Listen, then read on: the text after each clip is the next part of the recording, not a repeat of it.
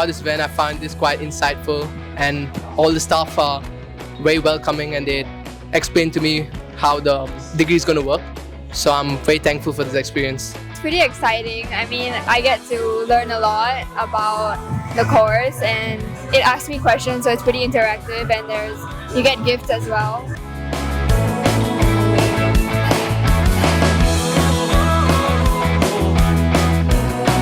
I think participating in the open house has been like a very enriching experience. As someone who's been in their position before, where I came here not knowing anything about what it's like to be an undergraduate, I think this open house was pretty enriching in that I get to also reflect back on my past experiences and kind of use this experience as a guide to people entering uni for the first time.